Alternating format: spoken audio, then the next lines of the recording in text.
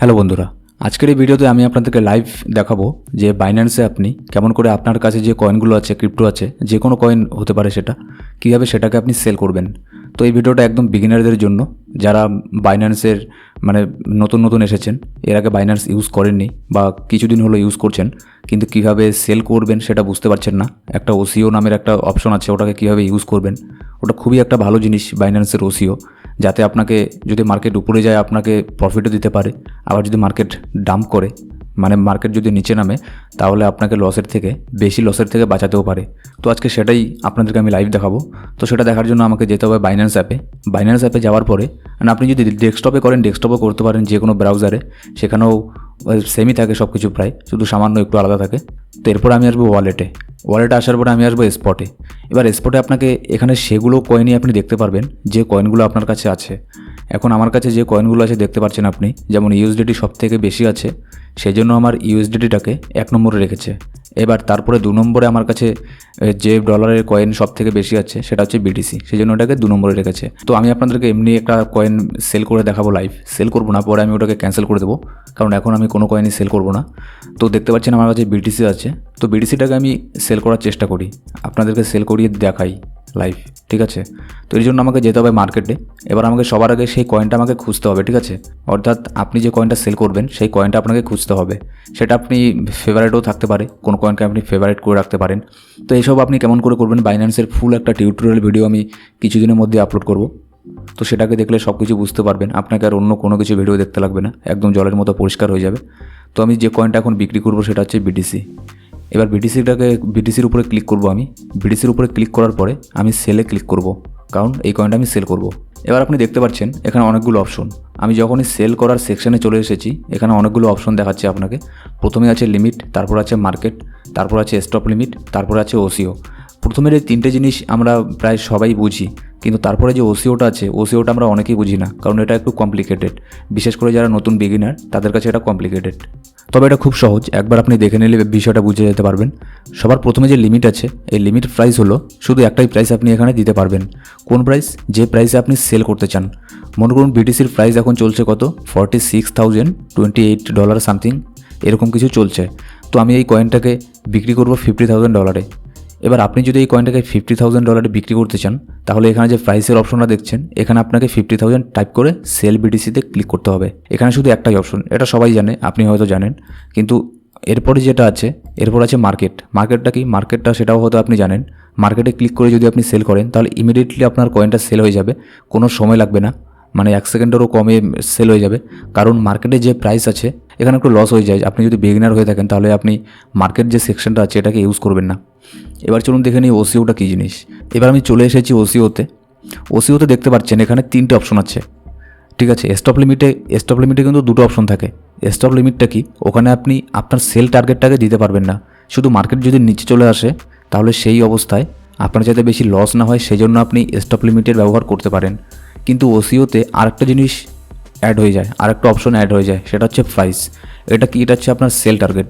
আপনি এখানে আপনার সেল টার্গেটটাকেও দিতে পারেন, প্লাস আপনি স্টপ লিমিটও দিতে পারেন। এই দুটো মিলেই একে বলা হয় ওসিও। কিন্তু স্টপ লিমিটে আপনি 3টে অপশন আপনার এখানে থাকবে না, শুধু 2টোই থাকবে, আর এখানে আপনি 3টে পাবেন। তো প্রাইসে আমি কী দেবো? মনে করুন এখন যা প্রাইস চলছে বিটকয়েনের দেখি $46,000 এরকম কিছু চলছে, এর থেকে একটু কম। তো মনে করুন আমি এই কয়েনটাকে বিক্রি করবো, বিটকয়েনকে বিক্রি করতে চাই $50,000, মানে $50,000। তো আমি আমার যে সেল টার্গেট, কেউ হয়তো 60,000-এ বিক্রি করবে, কেউ 46,000 বিক্রি করবে। আপনি যে প্রাইসে বিক্রি করতে চান, সেই আপনার সেল প্রাইসটা আপনি এখানে দিয়ে দেবেন। যেমন আমি এটাকে বিক্রি করতে চাই মনে করুন $50,000, তো আমি এখানে $50,000 দিয়ে দিলাম। কিন্তু মার্কেট প্রাইস এখন কত চলছে? প্রায় $46,000 মতো, এর থেকে কিছু কম চলছে। তো আমি যে প্রাইসে বিক্রি করতে চাই, সেল করতে চাই, সেটা এখানে দিয়ে দেবো। এখানে দেওয়ার পরে এবার আমি আসবো স্টপে। এবার স্টপ জিনিসটা কি? এমন তো নয় যে মার্কেট সবসময় উপরেই যাবে, তাই তো? যদি মার্কেট উপরে যায়, তাহলে আমার তো এই কয়েনটা সেল হয়ে যাবে 50,000-এ। এবার যদি ইনকেস যদি মার্কেট যদি নিচে আসে, তাহলে আমি চাই আমার যাতে বেশি লস না হয়, আমি এখানে একটা প্রাইস দিয়ে দেবো, যাতে যদি মার্কেট ডাম্প হয়, অনেক নিচে চলে আসে, তাহলে এই প্রাইসে হিট করার সাথে সাথে যাতে আমার কয়েনটা বিক্রি হয়ে যায়। আর তারপরে আবার নিচে চলে আসুক, আমার তাতে কিচ্ছু যায় আসে না, কারণ আমি তার আগেই এই কয়েনটাকে আমি যে প্রাইসটা এখানে দিয়ে দেবো, সেটাতে কয়েনটা সেল হয়ে যাবে। তো আমি চাই আমি এখানে স্টপ প্রাইস দেবো $42,000, ব্যাপারটা হচ্ছে যখনই আমার এই বিটকয়েনের প্রাইস $42,000 টাচ করবে, তখনই আমার এই যে বিটকয়েনটা দেখছেন, এই কয়েনগুলো যতগুলো আমি সিলেক্ট করব সেগুলো সেল হয়ে যাবে। কোন প্রাইসে সেল হবে সেটা আপনাকে দিতে লাগবে লিমিটে। আচ্ছা, আমি বুঝিয়ে দিচ্ছি। এই লিমিটে একটা প্রাইস দিয়ে দিই আমি। আচ্ছা, আমি লিমিটের প্রাইস দিলাম $41,000। এখানে দেখছেন $1,000 এখানে তফাৎ রয়েছে। এখানে $1,000 তফাৎ কেন? কারণ হচ্ছে যদি মার্কেট নিচে আসে, যদি উপরে যায় মার্কেট, তাহলে তো 50,000-এ সেল হয়ে যাবে, ঠিক আছে, সেখানে আমার প্রফিট হচ্ছে। কিন্তু যদি মার্কেট নিচে আসে, তাহলে আমি চাই যে $42,000 যখনই বিটিসির প্রাইস টাচ করবে নিচে এসে, তখনই যেন এই নিচে দেখছেন লিমিট প্রাইস, তখনই যেন $41,000-এ আমি যতগুলো বিটিসি সিলেক্ট করেছি এখানে আমার এই কয়েনটার, এটা যেন অটোমেটিক মানে সেল হয়ে যায়। বা আপনি এখানে দুটো একই দিতে পারেন, এখানেও $42,000 দিয়েছেন, নিচেও $42,000 দিতে পারেন। এক্ষেত্রে কী হবে, যখনই $42,000 মার্কেট টাচ করবে, সাথে সাথে আপনার কয়েনটা বিক্রি হয়ে যাবে। কিন্তু আমি এখানে 1,000-এর প্রাইসের তফাৎটা এই জন্যই রেখেছি, কারণ অনেক সময় কী হয়, মনে করুন মার্কেট $42,000 এলো, ঠিক আছে, তারপর আরও একটু নিচে আসলো, 41,500, 600 এরকমই আসলো, কিন্তু 41,000-কে টাচ করলো না, 41,000-কে টাচ না করেই আবার ওপরে চলে গেল। তাহলে সেই ক্ষেত্রে কী হবে, সেই ক্ষেত্রে আমার কয়েনটা সেল হবে না, তাহলে আমি লসের থেকে বেঁচে গেলাম। সেই জন্য এখানে কিছু প্রাইসের তফাৎ রাখতে হয়। তো আমি এখানে প্রথমে প্রাইস লিমিট রেখেছি 42,000, তার নিচে রেখেছি 41,000। তাহলে যখনই আমার প্রাইস এই বিটিসির প্রাইস $42,000 টাচ করবে, তখনই অটোমেটিক $41,000-এ আমার সেল লিমিট বসে যাবে, অটোমেটিক বসে যাবে। 41,000 টাচ করলেই বিক্রি হয়ে যাবে। এবার তারপরে আপনি কত অ্যামাউন্ট বিটিসি সেল করতে চান সেটা দিতে পারেন নিচে। এখানে আছে 25%, তারপর আছে 50%, তারপর আছে 75%, তারপর আছে 100%। আবার আপনি বিটিসির যে অ্যামাউন্ট আছে সেটাও বসাতে পারেন।